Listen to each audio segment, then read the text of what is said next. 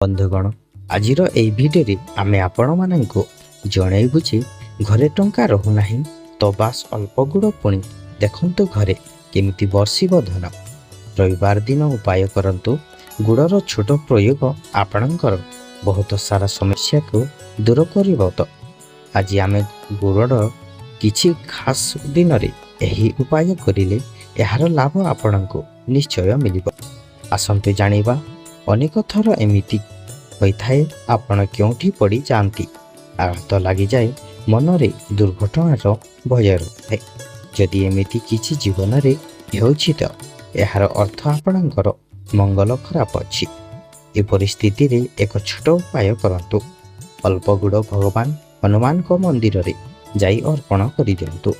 ହନୁମାନ ଚାଳିଶା ପଢ଼ନ୍ତୁ ଏବଂ ଭଗବାନ ହନୁମାନଙ୍କୁ ଭୁଲର କ୍ଷମା କରିବାକୁ ପ୍ରାର୍ଥନା କରନ୍ତୁ। କାରଣ ଯେବେ ମଙ୍ଗଳ ଆକ୍ଟିଭ୍ ହୋଇଯିବ ତ ଅଳ୍ପ ଚୋରି ଦୁର୍ଘଟଣାର ଯୁଗ ବନିଥାଏ। ତ ଏମିତି କଲେ ଆପଣଙ୍କର ସଙ୍କଟ ଦୂର ହୋଇଥାଏ। କେବେ କେବେ କୁଣ୍ଡଲୀରେ ଶନିଙ୍କ ପିତା ସୂର୍ଯ୍ୟଦେବ କମଜୋର ହୋଇଯାଇଥାନ୍ତି, ତ ଶରୀରରେ ଅଧିକ ସମସ୍ୟା ହୋଇଥାଏ। ଏପରି ସ୍ଥିତିରେ ଏକ ଛୋଟ ଉପାୟ କରନ୍ତୁ।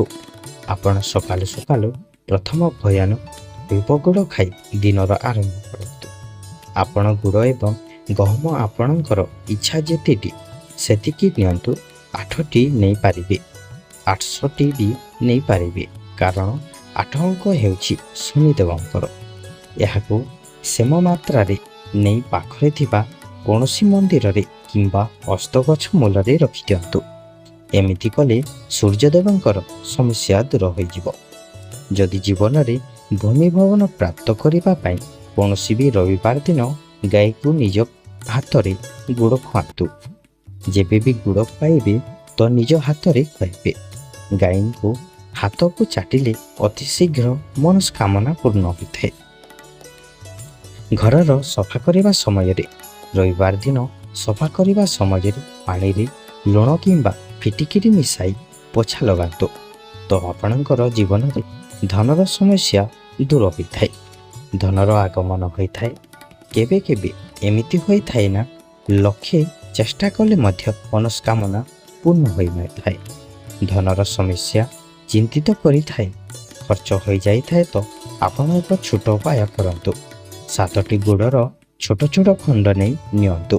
ହଳଦିଆ ରଙ୍ଗର କପଡ଼ାରେ ଏହି 7ଟି ଗୁଡ଼ 7ଟି ହଳଦୀ ଖଣ୍ଡ ଏହାକୁ ଏକା ସହିତ ବାନ୍ଧି ଦିଅନ୍ତୁ। କୌଣସି ବି ରବିବାର ଦିନ ରେଲୱେ ଲାଇନ୍ କିମ୍ବା କୌଣସି ରୋଡ଼ରେ ଫୋପାଡ଼ି ଦିଅନ୍ତୁ।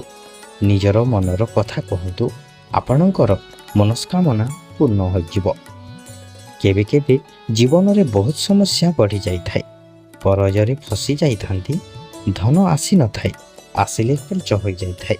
ଏପରି ପରିସ୍ଥିତିରେ ଯଦି ଆପଣ ଗୁଡ଼ର ପ୍ରତିଦିନ ପ୍ରୟୋଗ କରିବେ ତ ଧନ ଆସିଥାଏ। ପ୍ରତିଦିନ ଭଗବାନ ହନୁମାନଙ୍କୁ ଗୁଡ଼ର ଭୋଗ ଲଗାନ୍ତୁ। ଏମିତି କଲେ ବି ଧନର ସମସ୍ୟା ଦୂର ହୋଇଥାଏ। ମଙ୍ଗଳର ସମୃଦ୍ଧ ଆପଣଙ୍କ ଭାଇଙ୍କ ସହିତ ଅଟେ। ଯଦି ଆପଣଙ୍କର ଭାଇ ଭଉଣୀଙ୍କ ସହିତ ଭଲ ସମ୍ପର୍କ ନଥାଏ, ଲକ୍ଷ୍ୟ ପ୍ରୟାସ ପରେ ବି ଚାକିରି ମିଳିନଥାଏ କି ଘର ମଧ୍ୟ ନିର୍ମାଣ ହୋଇପାରିନଥାଏ, ତ କୌଣସି ବି ରବିବାର ଦିନ କିମ୍ବା ମଙ୍ଗଳବାର ଦିନ ଅଳ୍ପ ଗୁଡ଼ ଆପଣ କେଉଁଠି ବି ଅଷ୍ଟଗଛ ମୂଳରେ ଯାଇ ପୋତି ଦିଅନ୍ତୁ। ଏମିତି କଲେ ଜୀବନରେ ସମସ୍ୟା ଦୂର ହୋଇଯିବ।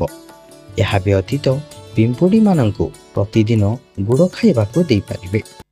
ରବିବାର ଦିନ ହନୁମାନଙ୍କ ମନ୍ଦିରକୁ ଅଳ୍ପ ଗୁଡ଼ ଅଳ୍ପ ମୁଗ ନେଇ ଯାଆନ୍ତୁ ଏବଂ ଗୁଡ଼କୁ 21ଟି ଖଣ୍ଡ କରିଦିଅନ୍ତୁ। ଏକ ଘିଅର ଦୀପ ଜଳାଇ ଦିଅନ୍ତୁ ଏବଂ ଗୁଡ଼ର ଏବଂ ମୁଗର ଭୋଗ ଲଗାନ୍ତୁ। ଏହାପରେ ହନୁମାନଙ୍କୁ ପ୍ରାର୍ଥନା କରନ୍ତୁ, ହେ ପ୍ରଭୁ, ଜୀବନରେ ବହୁତ ସାରା ସମସ୍ୟା ଅଛି, ଯେଉଁ କାରଣରୁ ଆଗକୁ ବଢ଼ିପାରୁନାହିଁ। ଏଥିପାଇଁ 11ଟି ଗୁଡ଼ର ଖଣ୍ଡ ଏବଂ 11ଟି ମୁଗ ନେବେ, ଭଗବାନ ହନୁମାନଙ୍କ ସାମ୍ନାରେ ରଖିଦେବେ। ଏପରି 21 ଦିନ ପର୍ଯ୍ୟନ୍ତ କରିବେ କିମ୍ବା 21ଟି ଖଣ୍ଡ ରଖି ଏକ ଦିନରେ ବି ଏହି ଉପାୟ କରିପାରିବେ। ଦୁର୍ଘଟଣାର ଭୟ ଥିଲେ ତମ୍ବା ଘଟିରେ ଗୁଡ଼ ରଖି ଭଗବାନ ହନୁମାନଙ୍କ ମନ୍ଦିରରେ ଦାନ କରିଦିଅନ୍ତୁ। ସେହିଠାରେ ବସି ହନୁମାନ ଚାଳିଶାର ପାଠ କରନ୍ତୁ। ବହୁତ ଉନ୍ନତି କରିବାକୁ ଚାହୁଁଥିଲେ ରବିବାର ଦିନ ଅଦା ଏବଂ ସୋରିଷ ତେଲରେ ସେବନ କରନ୍ତୁ। ଯଦି ଭିଡ଼ିଓଟି ଭଲ ଲାଗିଥାଏ ତାହେଲେ ଭିଡ଼ିଓକୁ ଗୋଟେ ଲାଇକ୍ କରି ଆମ ଚ୍ୟାନେଲକୁ ସବସ୍କ୍ରାଇବ୍ କରିନିଅନ୍ତୁ।